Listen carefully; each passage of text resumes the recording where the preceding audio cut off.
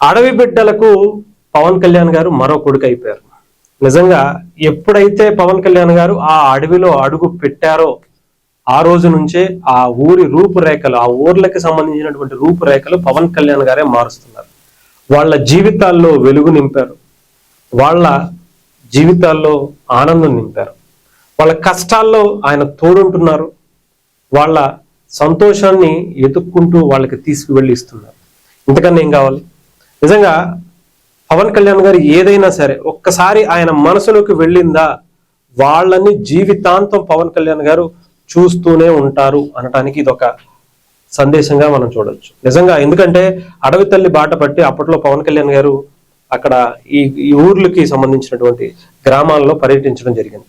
ఎందుకు అంటే ఆ ఆ అడవి తల్లి బాటలో ఉన్నటువంటి అక్కడ అడవి బిడ్డలుగా ఉన్నటువంటి వీళ్ళందరినీ గత ప్రభుత్వాలు వాడుకుని వాళ్ళ అమాయకత్వాన్ని దాన్ని అలసత్వంగా తీసుకుని గంజాయి పెంచడానికి వాళ్ళని ఒక పాములా వాడుకుని వాళ్ళ చేత చేయకూడనటువంటి పనులన్నీ చేపించారు.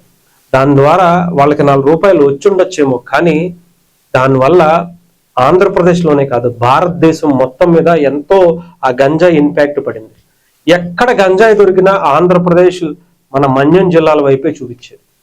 అలాంటి ఆ అడవి బిడ్డలందరినీ, ముఖ్యంగా ఆ అమాయకులందరినీ కూడా పవన్ కళ్యాణ్ గారు వచ్చిన తర్వాత అడవి బాట పట్టి వాళ్ళందరి మనసులో చెరగని ముద్ర వేసుకుని, ముఖ్యంగా ఈ గంజాయి నుంచి బయటకు రండి, మీరు బాధపడటమే కాకుండా చాలా మంది జీవితాలు నాశనం చేసుకుంటున్నారు దీనివల్ల, మీరు దీని నుంచి ఈ పెంపకం నుంచి బయటకు వస్తే బాహ్య ప్రపంచాన్ని చూస్తే మీకు ఏం కావాలంటే అది నేను ఇస్తాను అని చెప్పి వాళ్ళకి ఒక బిడ్డలా, ఒక అన్నలా, ఒక తమ్ముళ్ళ ఆయన మాట ఇచ్చారు.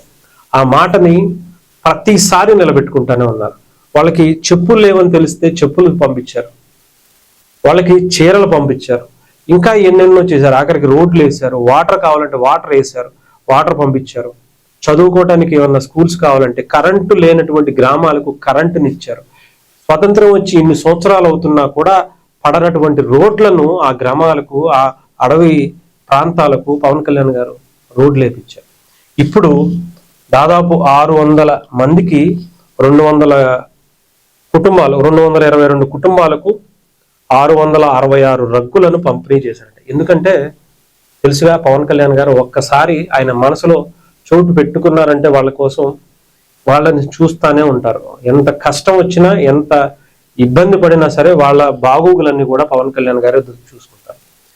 చలికాలం వస్తుంది, డెఫినెట్ గా ఆ కొండ ప్రాంతాల్లో చలి ఎక్కువ ఉంటుంది, వాళ్ళు ఇబ్బంది పడుతున్నారేమో అని ఆలోచించి పంపించారట రగ్గులు.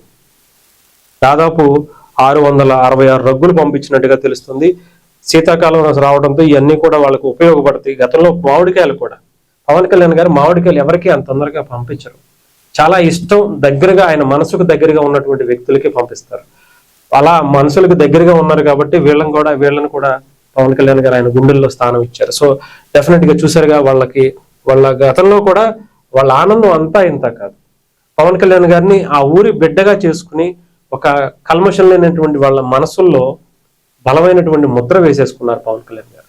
ఏదేమైనా పవన్ కళ్యాణ్ గారు ఎప్పుడు ఎన్నిసార్లు చెప్పినా తక్కువే. పవన్ కళ్యాణ్ గారు చాలా అద్భుతమైనటువంటి కార్యక్రమాలు ఆయన చేస్తూనే ఉంటారు, ఇలా చేస్తానే ఉండాలి. ఎందుకంటే ఆయన పవన్ కళ్యాణ్ గారు ఎప్పుడు కూడా ప్రజల మనిషి, ప్రజల కోసం మాత్రమే ఆలోచించేటువంటి మనిషి అంతే. ఎందుకంటే ఆయన ఏ స్థాయిలోకి వెళ్ళినా సరే ఎవరిని కూడా వదిలిపెట్టి ఉండేటువంటి మనస్తత్వం కాదు. అది కూడా ఇలాంటి అమాయకుల్ని, ముఖ్యంగా మన్యం బిడ్డలంటే వాళ్ళు ఎంత అమాయకత్వంగా, వాళ్ళకి ఏమీ బయట గురించి బయట విషయాలు ఏమీ తెలియవు.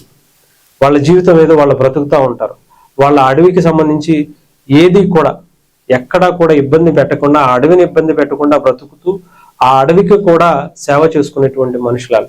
అలాంటి వాళ్ళని కాపాడుకునే అవసరం ఉందని పవన్ కళ్యాణ్ గారు గుర్తించి అలాంటి వాళ్ళని దగ్గర తీసుకుని వాళ్ళ ఆ బాగోగులన్నీ కూడా చూసుకుంటున్నారు.